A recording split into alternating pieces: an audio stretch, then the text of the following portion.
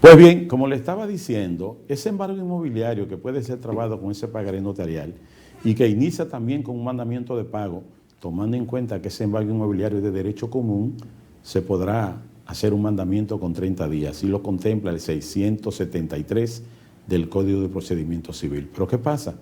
Que vendrá luego el embargo inmobiliario, como manda el 674 con el 675. Luego vendrá la denuncia, el 677. Luego que se denuncie, pues entonces vendrá oportunamente la inscripción de ese embargo. Y luego que se inscriba, pues vendrá un pliego de condiciones, se depositará la solicitud de la audiencia para lectura de ese pliego, se cumplirá con algunas formalidades que se le convocará al deudor embargado, y luego, si no hay reparo, evidentemente, que vendrá un momento que se fijará una audiencia para venta en pública subasta cumpliendo con las formalidades de la venta. Entonces, ¿qué va a pasar? Que ya no va a ser algún bien mueble suyo que estará en problema, sino la casa, el apartamento o el solar. Y es una dificultad que se puede presentar porque estas son las alarmas que estamos dando de lo que tiene que ver con estas vías de ejecución que tienen como finalidad cobro compulsivo de sumas de dinero mediante estos procesos forzados para que usted pueda pagar, si no con su dinero que usted tiene en un banco, si es que lo tiene, por lo menos con los bienes, porque las cosas que sean de su propiedad deben responder ante esos créditos que usted ha formalizado. Entonces, esa es la situación que tiene que ver con este embargo inmobiliario que estamos haciendo síntesis, porque si nos ponemos a hablar de los incidentes, la cosa sería mucho más largo, doctor Cerda. Bueno, la primera etapa, como le señalábamos, son las medidas cautelares, está el embargo conservatorio, está la hipoteca judicial provisional, está el embargo retentivo también. Luego entonces de puesta estos bienes en las manos de la justicia, que diferente a lo que opinan algunos colegas que señalan que cuando un alguacil de alguna manera, como en el caso del embargo ejecutivo, toma los bienes que no están haciendo la justicia, ¿qué lo hace? Un alguacil es parte del Poder Judicial, y en ese sentido, cuando solicita con la asistencia del fiscal el auxilio de la fuerza pública, que es para el alguacil, entonces, como decía, se cierra ya la primera parte, la parte, digamos, preventiva, conservatoria, cautelar, y entonces se pasa ya a la etapa ejecutoria, donde se toma la propiedad, ya bien del bien mueble o ya bien del bien inmueble, y esa propiedad queda en manos de la justicia hasta tanto se cumplan una serie de requisitos que, por ejemplo, en el embargo conservatorio se determinaría con la validez, que es una demanda de este embargo conservatorio, lo mismo con el embargo retentivo. El embargo inmobiliario, en este caso, pasaría de un mandamiento de pago propiamente ya a la inscripción en el registro de títulos, que le va a dar a ese procedimiento de embargo inmobiliario las características de que está registrado, sobre la base de aquella expresión, es una máxima jurídica, que todo lo que no se registra no existe, pero el embargo ya existe porque está registrado. Ahí ya entonces comienzan los primeros pasos de la ejecución. También existen otro tipo de vías de ejecución o de proceso dentro de las vías de ejecución, porque están también los embargos sobre frutos no cosechados. Artículo 626 del Código Civil. Es decir, frutos pendientes de ramas. Usted está con una finca de plátano o de yuca, tomó un préstamo para eso, o es arrocera probablemente, y podría ser embargada por ese crédito que usted tomó. El Banco Agrícola, por ejemplo, lo ha hecho muchas veces, pero también particulares, con algunos préstamos de algunas cosechas que financian. También están los embargos sobre rentas en manos de particulares. El 636 del Código Civil también lo contempla, porque se puede embargar a las personas que tienen dinero depositado suyo. Ah, mira, fulano, yo tengo allí en un banco esto. Bueno, básicamente en los bancos no tanto, sino en manos de particulares. A eso es que se refiere el embargo de renta en manos de particulares, porque realmente cuando es en los bancos, que son terceros detentadores, ya propiamente, prácticamente optan por el embargo retentivo y para retener y luego demandar la validez. Pero de esas rentas particulares de alguien, algún particular en especial que le deba a usted y le hacen una especie de embargo u oposición a pago, eso también entra dentro de esas vías de ejecución. Pero también hay que decir que no solamente eso, también tenemos que establecer que usted puede hacer un contrato de hipoteca también en primer rango, porque hemos hablado del pagaré, pero también existe el contrato de hipoteca, como mandan los artículos 2115 y siguientes del Código Civil. Existen hipotecas legales, convencionales y judiciales. La judicial es dividida en legales, en provisionales y definitivas, y las legales nada más tienen que ver con el asunto de la mujer casada, no así el hombre casado, que ahí hay una situación que a veces creen que hay discriminación. Pero yo siempre le he dicho, hermano Reinaldo, hay seres que son más iguales que otros. Entonces, el derecho a la igualdad se ve perjudicado, vamos a decirlo así, mediatizado, limitado, porque las mujeres se busca entonces su protección tomando en cuenta, cosa que no siempre es cierta, que son un sexo débil frente al hombre. No siempre eso es así. Pero hasta el momento la ley eso es lo que ha establecido y tenemos que acogernos a lo que la ley mande. Por aquello de que lo que no está en la ley no existe. Y si eso es lo que está, bueno, pues a eso es que hay que acogerse.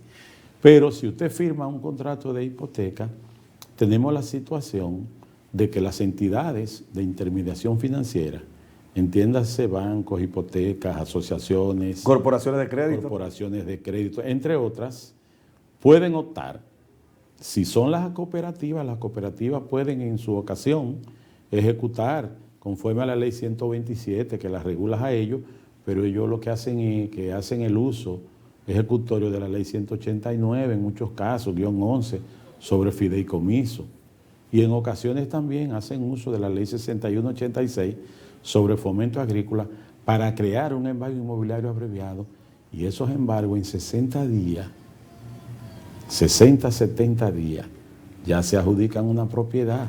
Entonces la situación es complicada, se puede complicar mucho, y siguiendo en este tema hay que precisar que entre esta ley de fomento agrícola y la ley de fideicomiso y desarrollo bancario, la 189-11, hay una que es más protectora que la otra, porque si bien la 189-11 establece que obligatoriamente debe haber un convenio, como manda el 149, 150 y siguiente de esa ley, para que pueda optarse por ese procedimiento abreviado de embargo, hay que entender que la otra no necesariamente tiene que haber un convenio.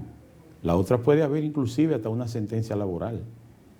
Puede haber una sentencia con autoridad de cosa irrevocablemente juzgada. Puede haber la otra con algún auto de costas procesales que pueda ser ejecutado. Puede haber algún contrato de prenda también con relación a la ley de fomento agrícola, y así lo establece los artículos 171 y siguientes, de lo que es esa prenda universal de sus bienes, cuando usted contrae algún préstamo.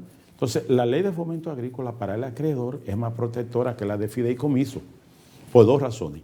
Porque cuando se hace el mandamiento de pago, que se da 15 días en una, también se da 15 días en la otra. ¿Cuál es el problema? Que tan pronto se hace el mandamiento de pago con 15 días en la ley de fideicomiso, hay que esperar obligatoriamente 15 días para dentro del plazo de 5 días hacer la inscripción de ese mandamiento y convertirlo de pleno derecho en embargo inmobiliario. Pero en la ley de fomento agrícola no. Se notifica hoy y al día siguiente se puede inscribir para mantener el privilegio permanente, que a la hora de que venzan los 15 días y haya entonces que convertir ese mandamiento de pago en un embargo de pleno derecho, pero ya por lo menos hay un mandamiento pendiente de convertirse en embargo inmobiliario que ya está inscrito. No así en la ley de fideicomiso, que hay que esperar religiosamente los 15 días, y en esa espera puede sobrevenir otros créditos con más privilegios y podría tener más prelación a la hora del cobro. Por eso le digo que hay uno que es más protector que otro. El problema está que esta ley de fideicomiso envuelve una serie de actores que no lo envuelve aquella, pero aquella es un poquito más liberal y es más protectora. Entonces, Estos embargos inmobiliarios abreviados, especialísimos, son peligrosos.